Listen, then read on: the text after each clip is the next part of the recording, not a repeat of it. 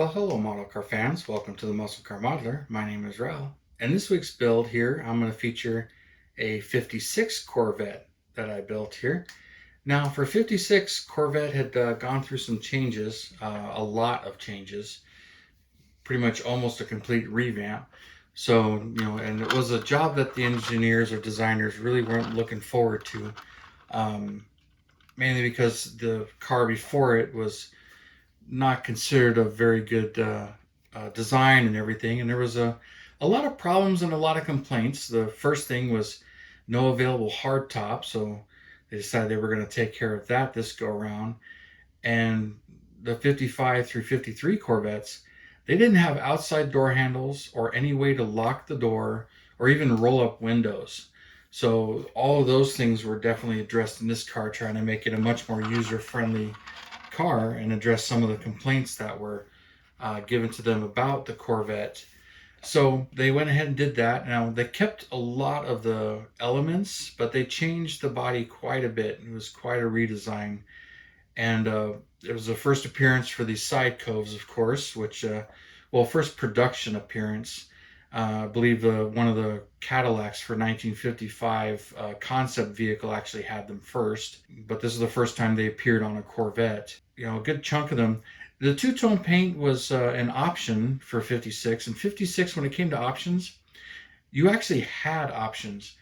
53 and 54, there were options on the book, but every single one of the Corvettes got those options. 55, the V8 became an option, but only the first 11 cars had the inline six. After that, they were all V8 cars. But the 55, you could get the 3-speed manual in it, where before that, they were strictly power guide.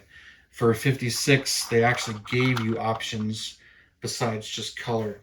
Now, speaking of colors, there were only 5 colors available in 56. It was black, copper, Cascade green, there was a blue, and red and white. So there was only 5 colors, and only 2 color interiors, red or beige. So the interior pretty much didn't change from the previous design, even though the rest of the body did. Interestingly, though, they pretty much kept the same grille and bumper assembly. And while I don't believe they're interchangeable with the other ones, they did keep that design element, but they changed a lot more of the body. Now, these scoops they added, even though they're non-functional, what's kind of funny, if you've seen the 53 prototype, had these, but it had them up a little higher on the cowl. And I believe they were to help direct air into the interior, cooler air, because AC was not available. But they ducted air in on that concept. But on the 56, they added them, put them on there, but I don't believe they were functional. They were just there for no particular reason. And I believe the first 3 or 4 56 Corvettes that were built without them. So there are a few that don't have them. Another thing for 56, though, the V8 engine had some options before where the 55 didn't. So it was still the 265 cubic inch V8 engine, and in base trim with a single 4-barrel, it was 195 horsepower, I believe it was. But the Duntov options were starting to come up where you can get performance options. So they had the optional engine was the 225 horsepower dual quad engine. And then from there, you could actually order the Duntov cam, and that brought it to 240 horsepower. So, one engine, but basically 3 different configurations.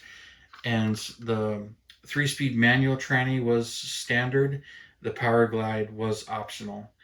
So it did have some options there. And not all the cars got all the options. So, now you were starting to get some variety. So a hard top and a soft top. Power top was available along with power windows. So some luxury options were starting to appear. No sun visors, which I thought was interesting for that. Now for 56, this is where it started to take off. It became a much more usable car.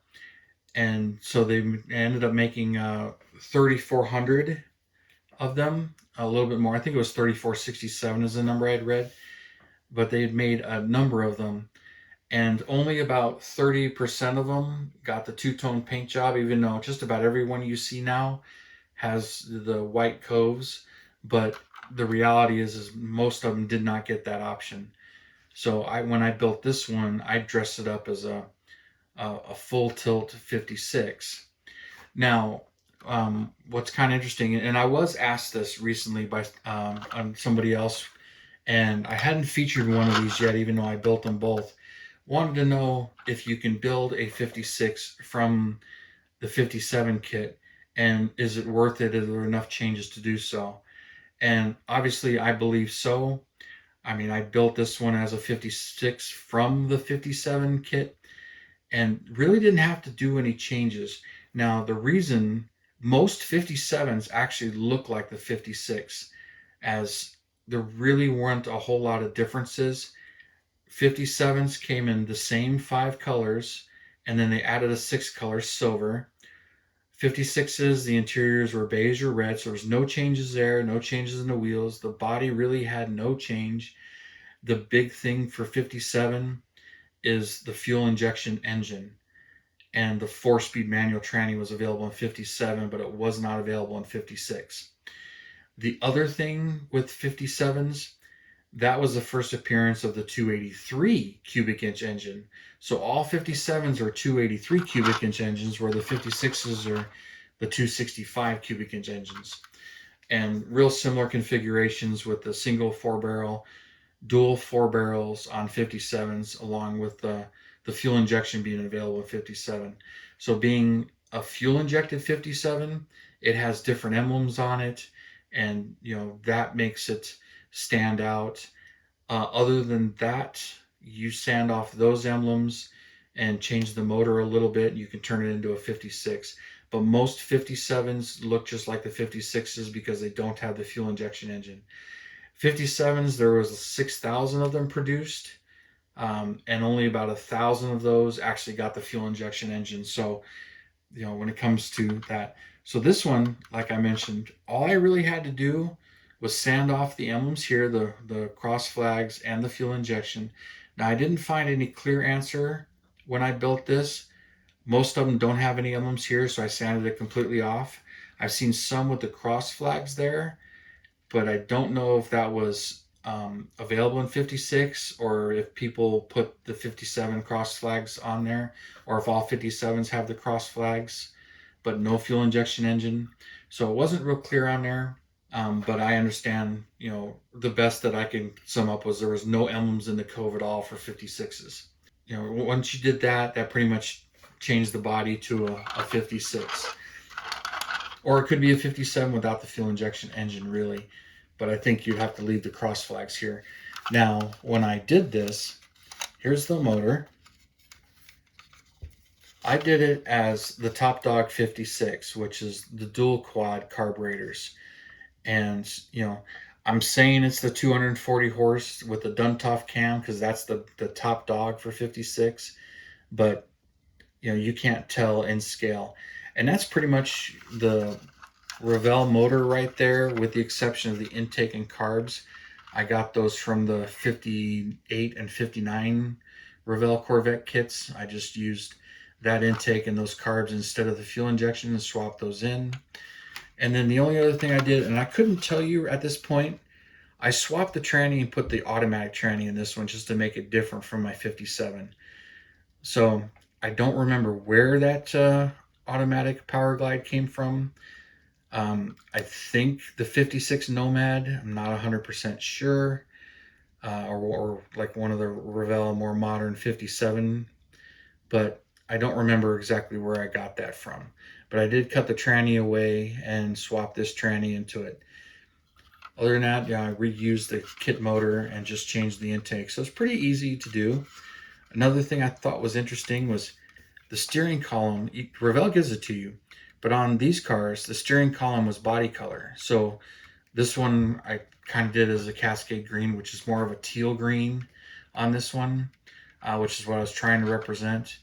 And so I painted the steering column, the top of the dash, and that column that color as well. And I went with the full beige interior. I didn't do any real mods to this. The shifter pretty much looks the same between an automatic and a manual, so I left that alone but I put in the automatic brake pedal. So swap that in. That was easy to do. So I did both of those. And I built this back in 2010, so it's kind of an older build of mine, but I fully enjoyed building it. And it was really an easy conversion if you wanted to do one like this.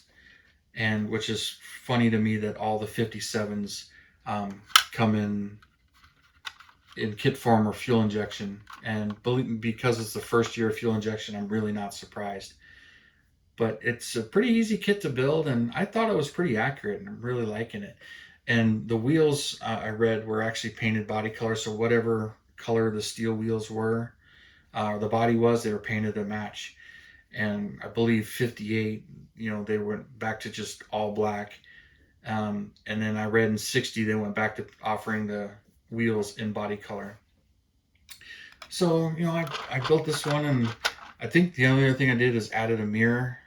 Don't believe a lot of these had the outside mirrors. Kind of really wasn't an option, as from what I understand, is kind of a dealer installed thing, and you can get them on any of them, but wasn't really officially on the Corvette option list. But this one I did, and put the 56 license plate on it. So if there's any question, this one's supposed to be a 56. But really enjoyed building it, and I got these two done, the 56 and 57, which I'll have to feature the 57 at a different time. But I just couldn't build the 57 in silver. So I picked Aztec copper for that one with the beige cove, because that's kind of unique color combination. But it's interesting that most of them, the exterior color depicted the interior color. So if you got this cascade green beige interior, you couldn't order the red interior with this. But they had the blue car that you could, and then of course white car, red interior. It's kind of interesting that the options were now available but very limited. So I figured I would touch in on this one, share this one with you guys, and see what you thought. Give me your comments and let me know what you think. And sorry, the camera seems to be switching back and forth between trying to figure out where the white balance is. So I'm kind of laughing at it myself where it's cycling, but I can't stop it. It's my iPhone. What can I say? But you guys, you have a wonderful weekend, and I'll see you next Saturday. And I appreciate all the like and subscribe, and again, the comments. And you guys, you have a wonderful weekend, and I'll see you next Saturday.